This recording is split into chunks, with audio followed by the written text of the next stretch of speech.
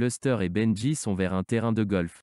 Luster vient de perdre sa pièce de 25 cents et il la recherche, car cette pièce lui permettrait de payer sa place pour voir un théâtre ambulant. Luster a 17 ans et Benji a 33 ans. Benji s'accroche à un clou de la barrière, cela lui fait penser à son enfance quand il s'y était accroché de la même manière et quand Caddy était encore à la maison. Ses souvenirs le font pleurer. Il se souvient qu'il allait attendre Caddy à la grille lors de son retour de l'école. Plusieurs fois, il y a un élément ou un mot de Luster qui font que Benji repense à son passé.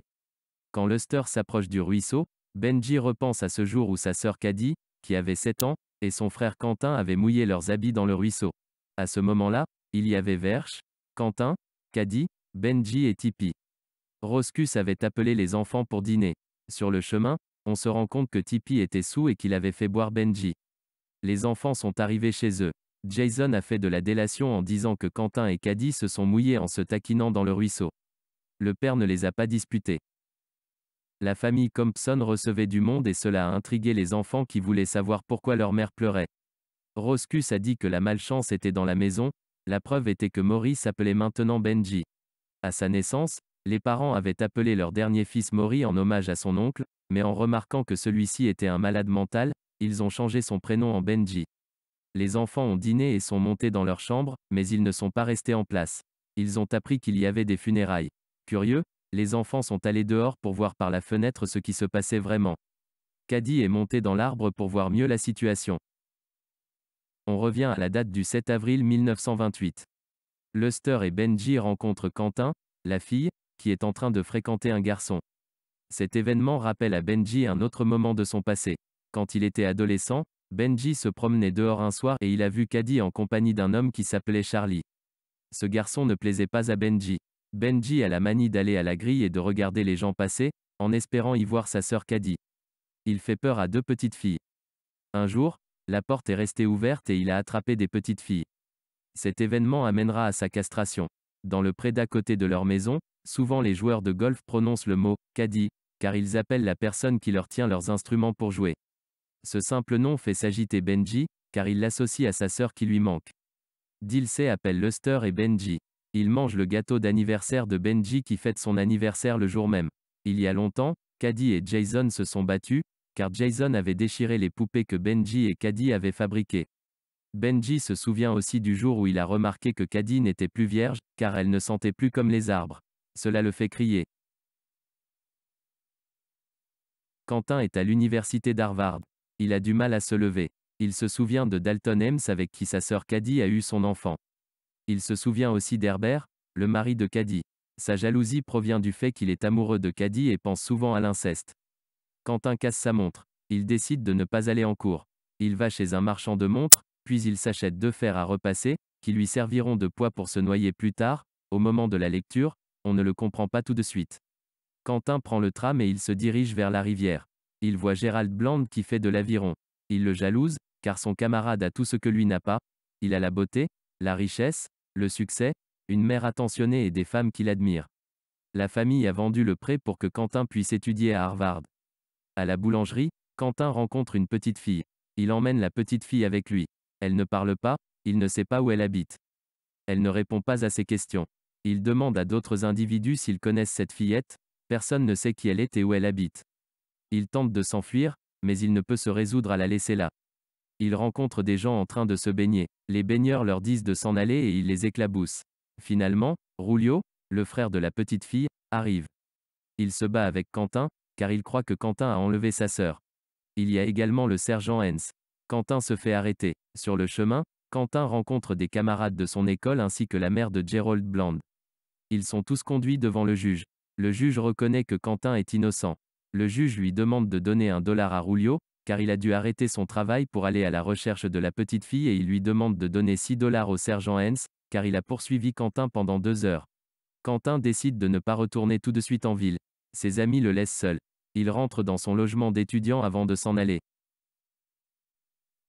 Quentin, la fille de Caddy, a 17 ans. Elle sèche l'école. Son oncle Jason la sermonne. Il veut la battre, mais il en est empêché par sa mère et par Dilsey. Jason lui dit que tout ce qu'elle a, c'est grâce à son argent. Sa mère envoie des chèques pour l'éducation de sa fille, mais Jason les brûle. Jason travaille dans une quincaillerie. Quand Quentin n'était encore qu'un bébé, Jason a rencontré Caddy, car elle voulait revoir sa fille. Elle a payé Jason pour ça. Jason lui a permis de voir sa fille qu'un instant. Caddy était dans un fiacre. Elle a eu à peine le temps d'apercevoir sa fille, car Jason a demandé de suite au cocher de continuer sa route. Caddy est retournée voir Jason plusieurs fois, car elle voulait revoir sa fille. Elle a demandé ce qu'il faisait des chèques qu'elle envoyait pour sa fille. Elle sait que les chèques sont endossés, mais elle ne sait pas ce que Jason en fait. Caddy voulait que quelqu'un s'occupe de sa fille et que Jason offre à sa fille des petites choses comme les autres enfants ont. Quentin passe au magasin dans lequel travaille son oncle. Elle attend la lettre de sa mère qui doit contenir de l'argent. Jason ne lui donne que 10 dollars sur les 50 envoyés. Jason fait de faux chèques qu'il donne à sa mère pour les brûler plus tard. À mon avis, Jason encaisse les vrais chèques, il fait des faux chèques pour les montrer à sa mère et les brûle pour faire croire que l'argent pour s'occuper de Quentin vient de lui. En rentrant chez lui, pour le déjeuner, Jason s'aperçoit que Quentin n'est pas là. Il donne le faux chèque à la mère, puis il le brûle. Jason se plaint principalement de deux choses, de ne pas pouvoir mettre Benji dans un asile d'aliénés, et de payer des domestiques, qui selon lui, ne font pas leur travail.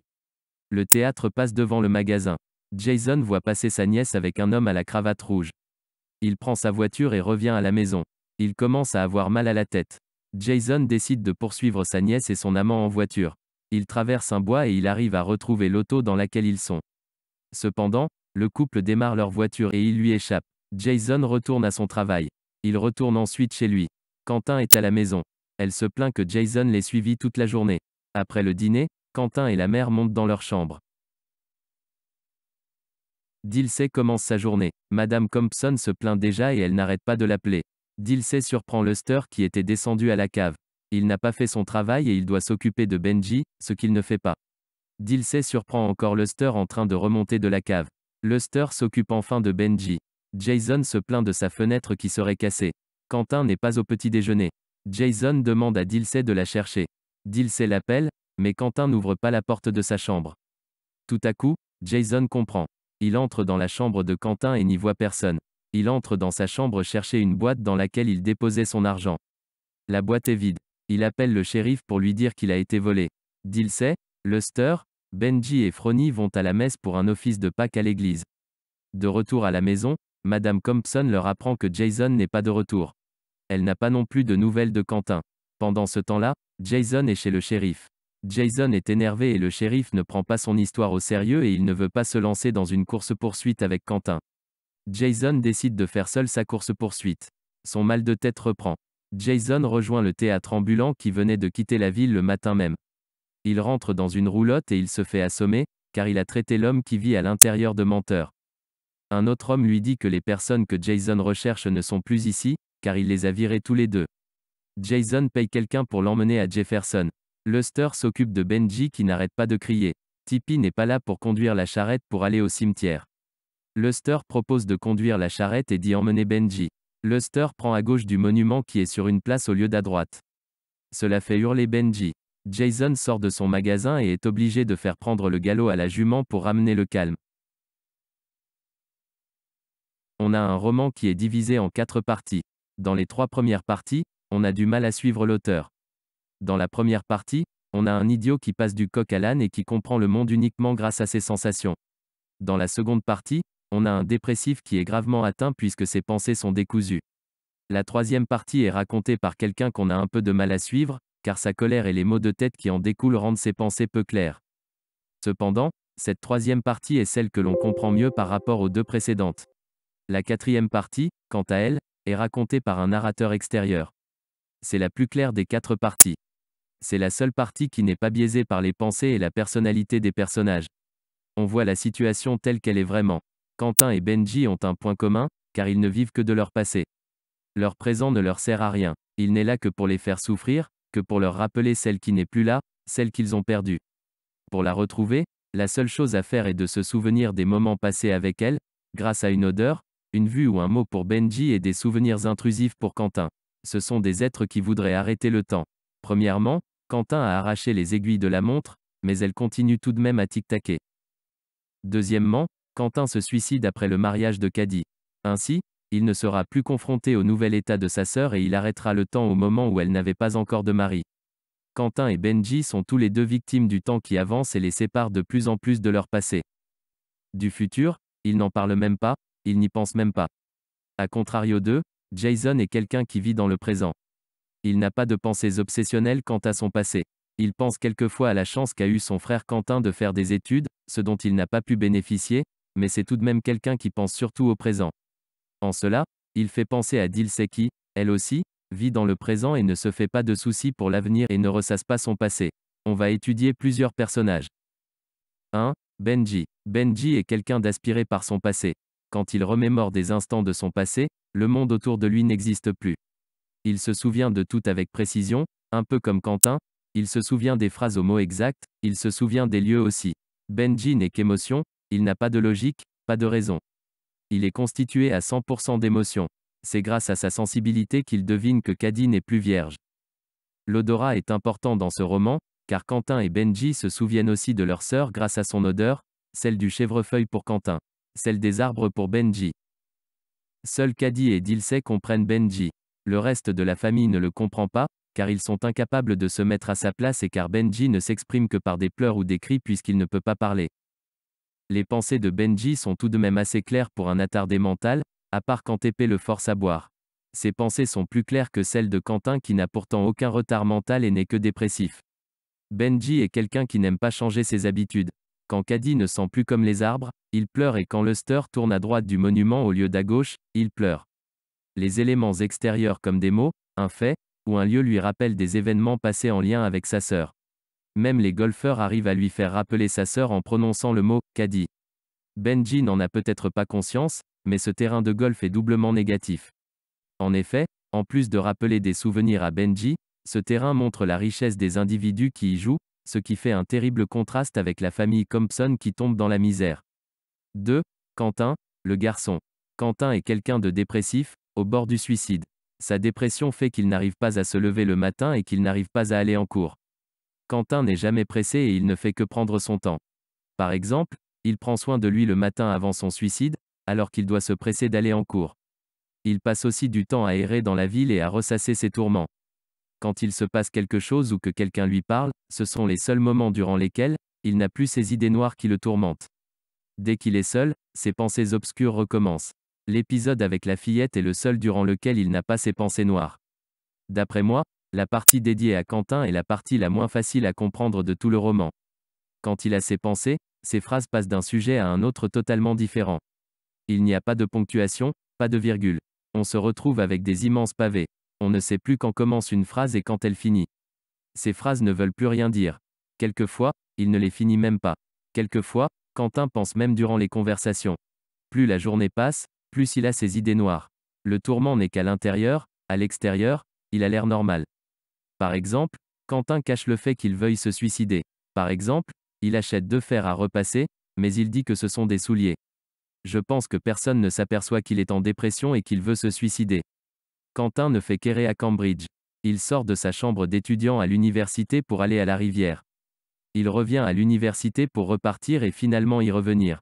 Aux derniers instants de sa partie, il est en train de repartir de sa chambre d'étudiant. Il fait tous ses allers-retours en une seule journée. Il marche ou prend le train. Il repasse souvent aux mêmes endroits, par exemple à la rivière où les gens se baignent et l'arrosent. Finalement, au bout de la journée, il finit par se jeter dans la rivière. Pourquoi Quentin prend-il sa valise pour se suicider? 3. Jason. Jason est celui qui a les idées les plus nettes des 3 personnages. Il garde rancune, car on ne lui a pas donné le poste à la banque que lui a promis Herbert. Quentin, lui, a eu le droit à des études et pas lui. Il est obligé de travailler dans une quincaillerie où il n'est pas bien, car il sent que ce n'est pas sa place. Il est la seule personne qui travaille de la famille Compson.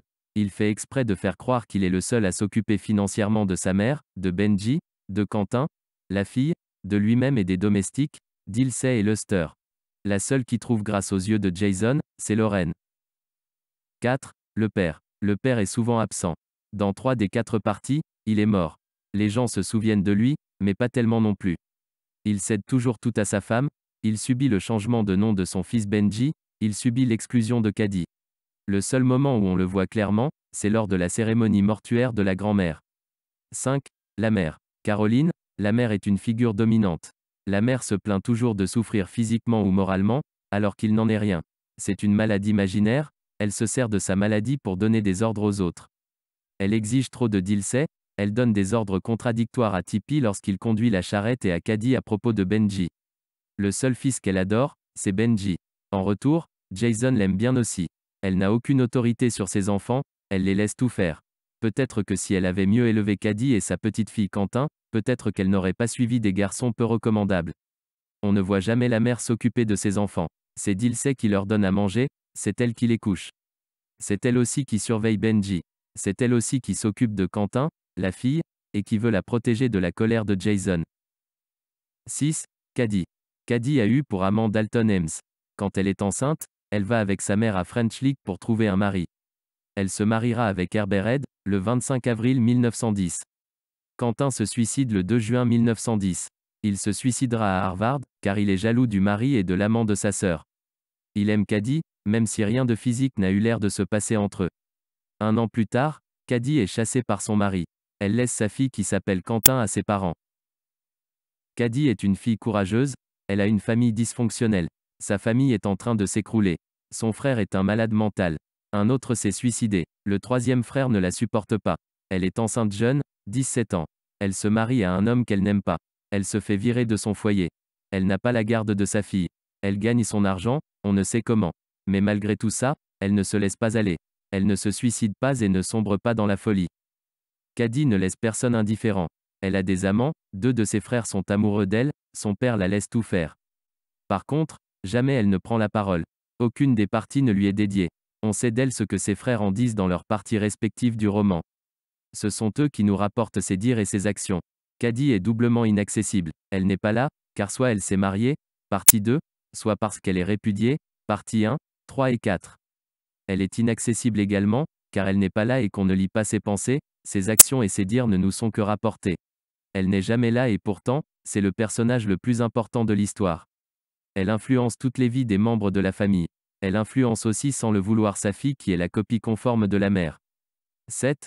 Quentin, la fille. Quentin, la fille, a plusieurs points communs avec sa mère. Elle a un amant aussi à 17 ans. Elle le rencontre dans le même hamac que sa mère, ce qui rappelle à Benji sa sœur. Elle tient tête à Jason tout comme sa mère qui n'était pas dupe de son caractère. Finalement, elle est plus forte que sa mère. Sa mère devait payer Jason pour voir sa fille. Quentin ne subira pas cette soumission, elle s'enfuit avec l'argent de son oncle. Quentin et Caddy ont le même caractère, elles sont têtues, elles n'en font qu'à leur tête, il est difficile d'avoir une autorité sur elles, il faut que les choses viennent d'elles-mêmes pour être acceptées. Une autre différence est que Caddy aimait Benji, Quentin n'aime pas trop que Benji s'approche d'elle. 8. Dilsey. Dilsey a un grand cœur. Elle est la seule à fêter l'anniversaire de Benji, à lui offrir un gâteau grâce à son propre argent. Je pense que c'est elle aussi qui paye le théâtre à son petit-fils, car il avait perdu sa pièce pour y aller. Dilsey en plus de s'occuper de la famille Compson, doit aussi s'occuper de la sienne. Dans la 4e partie, Dilsey doit s'occuper dans la famille Compson, de Caroline, la mère, de Benji, de Quentin, la fille, et de Jason. Dans sa famille, elle doit s'occuper de Luster et d'elle-même. Auparavant, Dilsey devait s'occuper dans la famille Compson, de Monsieur et Madame Compson, de Benji, de Quentin, le fils, de Jason et de Caddy. Dans sa famille, elle devait s'occuper de son mari, de ses 2 fils, de sa fille et d'elle-même. Ce qui fait un total de 11 personnes. La famille Compson est une famille en déclin, un fils est idiot. Un autre fils est dépressif et suicidaire. La mère est une malade imaginaire. Le père est alcoolique. L'oncle séduit des femmes mariées. Caddy est enceinte hors mariage et elle est virée de son foyer par son mari. Quentin, la fille, s'enfuit. Jason n'a aucun sentiment humain, il n'est composé que de colère. Il n'y a pas une seule personne dans la famille Compson qui pourrait permettre le redressement de la famille. Cette famille ne tient que grâce à Dilsey. C'est elle qui se lève tous les matins, c'est elle qui s'occupe de toute la famille, qui supporte toutes les jérémiades de la mère et les reproches de Jason. Malgré son âge, elle sert tout de même la famille, sans jamais se plaindre. Elle ne démissionne pas, elle reste à son poste. Il y a plusieurs formes de déchéance de la famille. Tout d'abord, il y a une déchéance filiale. Il y avait 4 enfants, seule la fille a pu faire une descendance. Mais Quentin, la fille, s'est enfuie. La descendance ne se fera donc pas. La famille est sans avenir. Ce sont les derniers représentants de la famille Compson, personne ne reprendra la relève. Une fois que tous les individus seront morts, cette famille n'existera plus. Cette famille n'a plus de terre. La famille a une mauvaise reconnaissance sociale, notamment à cause de Benji qui crie très souvent. Il y a des membres de la famille qui se suicident de désespoir, ont des tares mentales ou font des actions incohérentes, presque suicidaires.